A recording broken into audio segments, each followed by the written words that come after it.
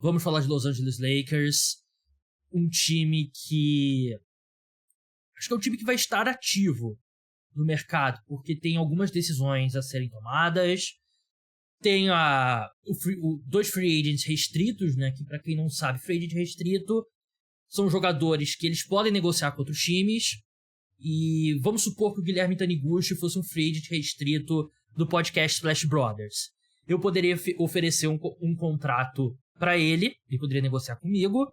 E aí o Leonardo Paglioni, que é o outro apresentador do podcast Splash Brothers, ele teria a chance ou não de igualar a oferta e manter o Guilherme Taniguchi. É basicamente assim que funciona. Contra a minha vontade. Contra a vontade. Se eu quisesse mudar, se eu quisesse vir pro cara dos esportes, eu ia ser impedido, porque meu contrato é garantido. Eu ia ter que mandar escolha, tentar fazer uma troca pelo Guilherme, eu ter que mandar o João Eduardo Dutra, e eu não faria, o João Eduardo Dutra é intocável aqui, mas é basicamente isso. Então, Austin Reeves e Rui Hachimura, o Lakers tem essa opção.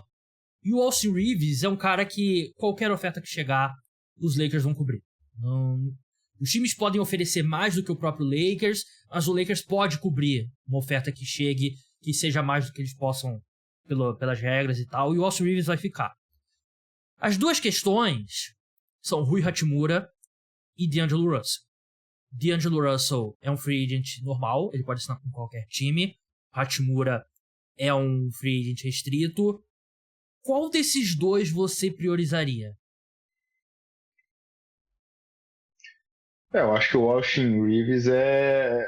Você até chamou o Ricardo Estabolito aqui na última edição, e participando da live com ele trouxe um ponto que eu concordo muito quando a gente falou lá no site do Jumper.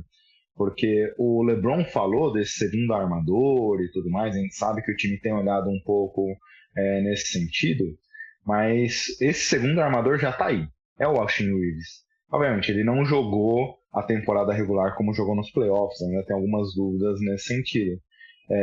Mas o jogador já está pronto aí para atender a necessidade do time, é esse. Então não tem muito o que você pensar. É só um complemento ao restrito que você falou, que existe um espaço salarial ocupado por esses jogadores, se você quiser manter os direitos dele.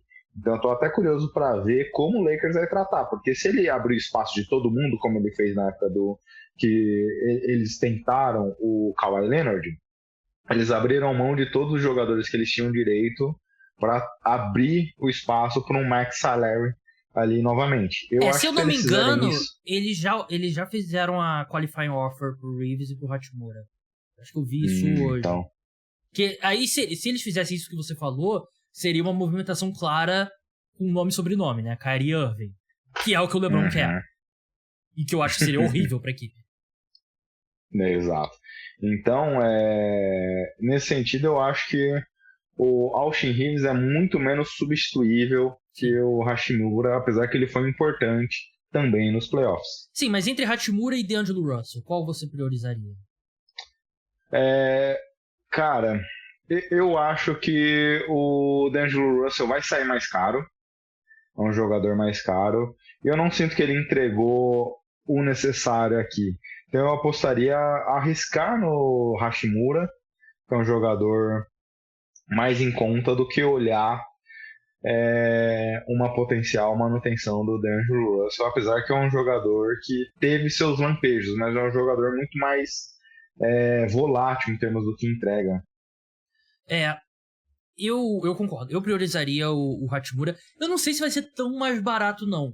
Porque o Hachimura é muito aquele biotipo que tem pouco na NBA, né? E é uma questão meio que do ser humano, né? Tem mais seres humanos de 1,90m como o D'Angelo Russell do que de 2,05m como o Rui Hachimura, que tem coordenação para jogar basquete, né?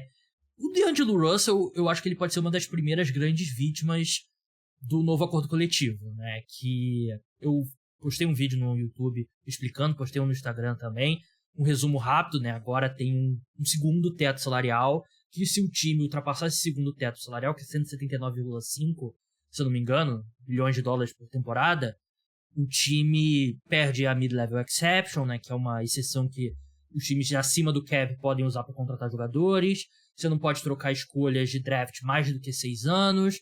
você não pode receber mais dinheiro em troca do que você enviou, não pode assinar jogador que rescindir contrato com o time durante a temporada, né, os chamados buyouts. Então, tem várias restrições grandes. Então os times vão ter que tomar cuidado com os caras que eles vão assinar para contratos maiores, né? E o D'Angelo Russell, ele era um cara ali de 25 milhões de dólares, se eu não me engano, 27 por aí, o último contrato dele. Mas ele não entregava isso em quadra, né? Ele é um cara que tem deficiências grandes e eu não acho que faz sentido pro Lakers. Eu acho que faz muito mais sentido, de repente, pagar um pouquinho mais do que você espera pelo Rui Hachimura, porque eu acho que o D'Angelo Russell você consegue ele por menos. Eu, sinceramente, até escrevi aqui o meu plano, se eu fosse o Los Angeles Lakers, que é o plano mais chato, não vai ter outra estrela chegando, não vai ter aquele gráfico assim, o novo jogador com o Photoshop lá da camisa do Lakers, e o pessoal escrevendo assim, quem vai parar esse time, né? Não vai ter isso. Mas eu renovaria o Austin Reeves, custe o que custar. Acho que o máximo que os times podem oferecer é 4 anos por 90 milhões de dólares, né? Que dá um pouquinho mais de 20 por ano. E o Austin Reeves vale isso. Vale isso. Uhum. Eu renovaria com o Dennis Schroeder. Eu sei que muita gente que odeia o Dennis Schroeder, mas eu acho que ele foi bem nos playoffs. Mas no Lakers ele joga bem, né? Sim, joga bem, e eu acho que ele pode ser um pouco desse ball handler. Te dá ali 10, 15 minutos como ball handler principal no ataque, e mais do que isso ele jogando mais aberto, e é um cara que tem uma boa defesa. E eu tentaria com a minha... Os Lakers têm a mid-level exception, né? Agora eu tô em dúvida, mas eu tenho quase certeza que eles têm. Eu tentaria o Max Strus. Eu acho que o Max Strus faz muito sentido nesse time. O cara que espaça a quadra, menos nas finais da NBA, né? Infelizmente pro torcedor do Miami Heat. Mas eu iria com esse tipo de cara. Eu não acho que o caminho dos Lakers, vamos tentar o Kyrie Irving, vamos tentar a estrela X. Não acho que é o caminho. Van Vliet, que eu acho que é um pouco caro pra equipe. Eu manteria esses caras, tentaria trazer uns caras ali pra dar uma encorpada maior no elenco. Porque assim, você depende muito da saúde do LeBron e do Anthony Davis. E se um desses dois caras se machucarem, você pode trazer o Kyrie Irving, você pode trazer alguma outra estrela que possa estar disponível, que não vai dar certo.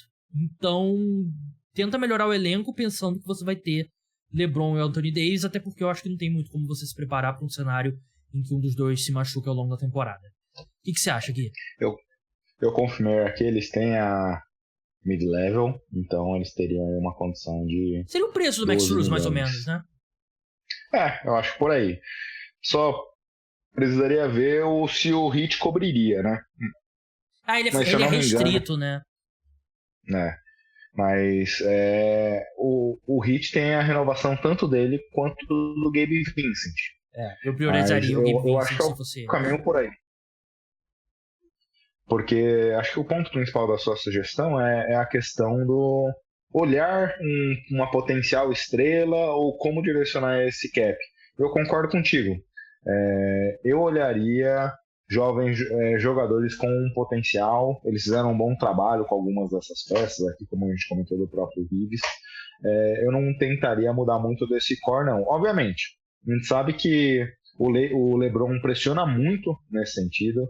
É um cara que não à toa sempre surge a piadinha do LeBron General Manager nessa época, porque ele tenta influenciar com entrevistas, com posts em Twitter, no Instagram, algum direcionamento da equipe, mas eu buscaria um caminho onde é que você traga peças ali para complementar o elenco, porque o que a gente viu nessa última temporada, acho que é uma boa lição para o Lakers.